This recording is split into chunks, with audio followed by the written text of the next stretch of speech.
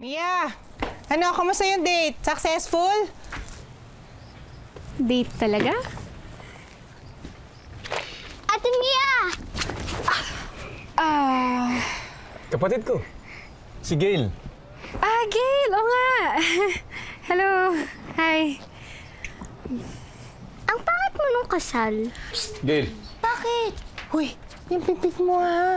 Sinasabi ko lang na mas maganda siya ngayon. Usak siya nung kasal eh. Amiya, meron diyang big... Uy, Tay! Hoy! Akin na, yung sintas mo kasi. Kaya, yung Nakainis sintas mo. Yung sintas mo kasi. Alam ko, nakainis yung tuhod ko eh. Bagay po yung barbecue sa beer. Less is more. Sino Ryan? Para alam nila, dito si Mia. Eh, Gail. Aray! Aray! Pagsabihan mo nga tong anak mo, kung ano-anong natututunan ka ka-cellphone. Kaya ka na naman.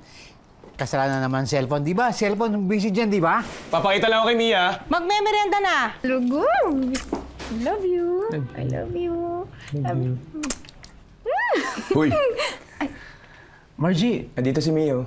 Ryan! Yung friend mo, si Mia. Magkakilala kayo, di ba? Oo yeah, naman. of course. Hi, Mia. Oo, nung kasal, di ba? Okay ka na ba? Hindi mo na ba napapanaginipan si Noah? Paano mo nalaman yun? Paano nalaman? Kwento mo nung kasal. Naiiyak na naman ako. Kung sa akin nangyari yun. Babe, isipin mo, kakapropose mo lang sa akin tapos bigla kang kinuha ni Lord.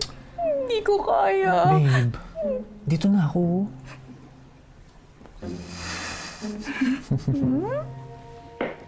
Bakit parang kilalang kilala ako ng pamilya mo?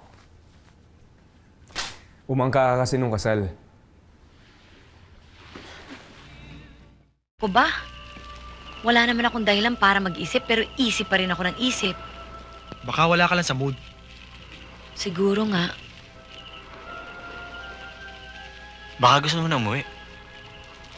Baka nga. Pero alam mo, tuwing iniisip ko naman na aalis na ako rito, parang wala naman akong uuwihan sa Maynila. Nako, pag ginawa mo yan, para mo na rin akong pinalis dito. Bakit naman? Ano pang gagawin ko dito kung wala ka na dito? Pwede ba, Roy? Stop pulling my leg, naku. Kasama mo naman dito sila Bunso, di ba? Eh di wala kang dahilang mainip. Yun naman pala eh. Wala ka yun, hindi ka na maiinip. Dahil ako nang kasama mo dito. Palibasa, ikaw, wala kang dahilan para mainip, kaya ka nakakapagsalita ng ganyan. Eh alam ko naman kung bakit ka nagbakasyon dito eh. Ano?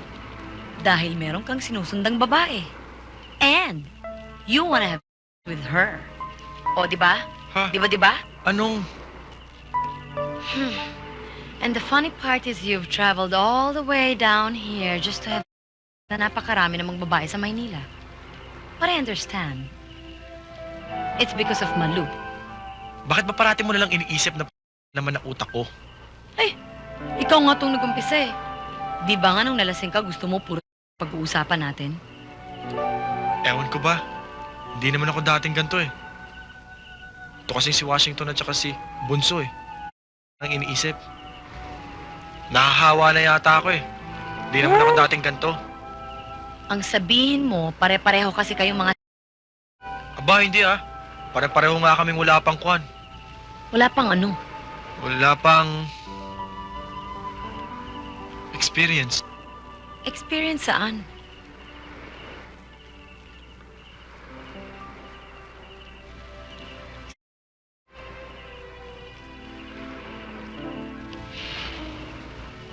Oo.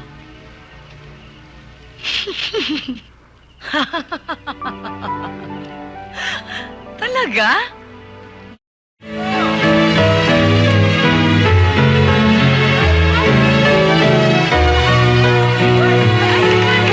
Bibi? Tenang, kayo na ba yan? Ang lalaki nyo na! Kumusta na, ha? Thank you. Thank you. Maligayang pagbabalik ko, ha? Celia, kumusta na? Salamat. Berto! Ma'am, akala ko po, di na tayo magkikita-kita pa.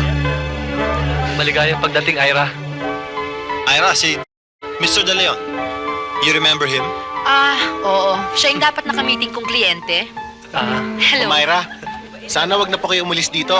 Ay, talagang hindi na siya alis dito dahil magiging asawa na siya ni Edwin. Kaya taga rito na naman siya!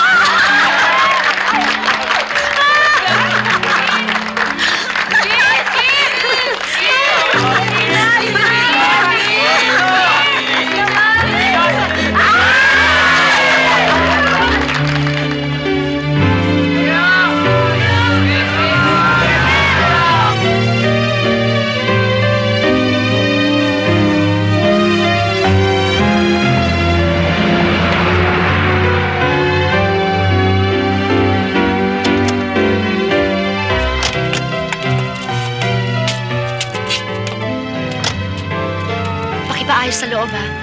Hi there! Welcome home, Edwin. How was your trip?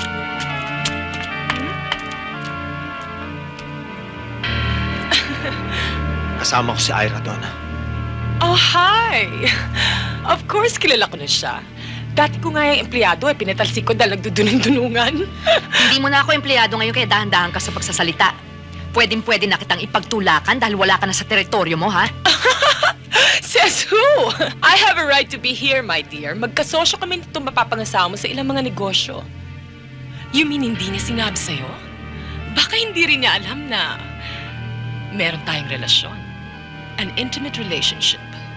Will you stop it? Bakit ka naman ganyan, Edwin? Hindi ka nagpapakilala ng lubos sa babaeng pakakasalan mo? At ikaw naman, Miss Noche, anong klaseng babae ka? Hindi mo kinikilala ang lalaking pakakasalan mo? Ganun ka na ba kadesperada simula nang mamulubi kayo?